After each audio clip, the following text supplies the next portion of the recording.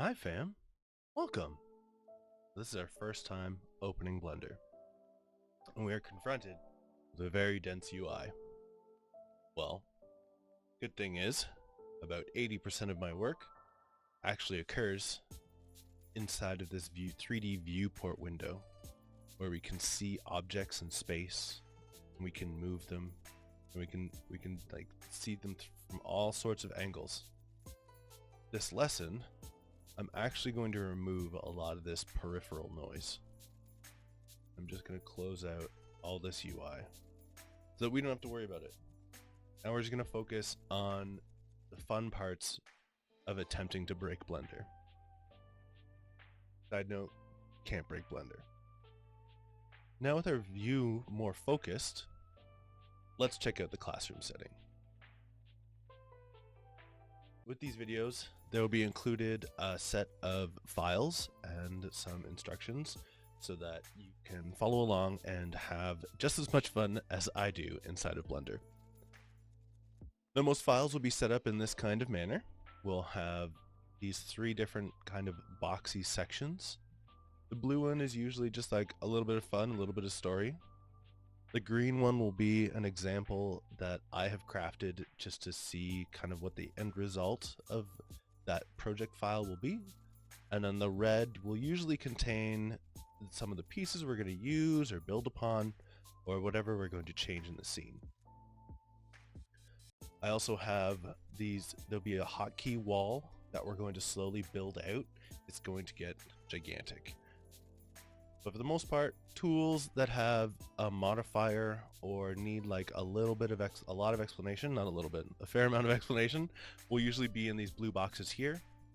Any hotkeys that don't actually require much, like they're pretty straightforward, will just have a big hotkey name and then their little description. And there will also be some hotkeys that will actually activate menus. So they'll have this showing like what kind of menu it's going to bring up. And then our mouse is quite versatile, and it also has quite a few hotkeys associated with it, and it will usually look like this section. Now, to make Blender a little more usable, I have changed a few things. With the files included in this course, I have also set up a hotkey list where a few things get changed. Right now, when you left click, you'll see that this little crosshair will follow. I've turned it off.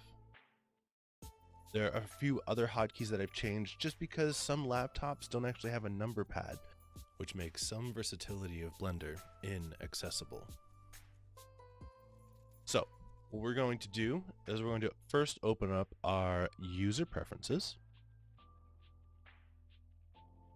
And we have this screen show up.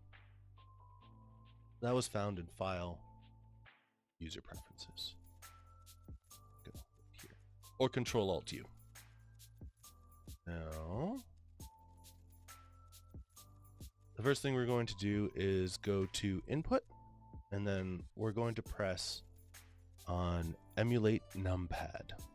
And so that means any of the numpad buttons will actually be switched to the regular, like the top keyboard numbers, which is going to make looking around our scene easier. Then we're going to go to Import Key Config, and then we're going to find our class 2020 key config.blend.py, that's Python file.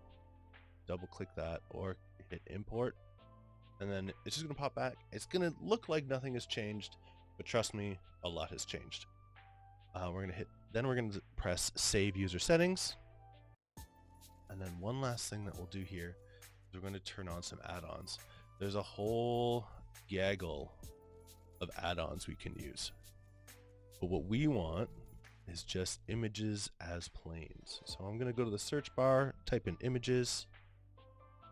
I get this one, and I turn it on by hitting the little checkbox. It's on, and then we're going to save user settings again. And now every time we open Blender, it will have these hotkeys and these add-ons. With that, fam, thanks for the visit. I'll see you in the next one. Peace.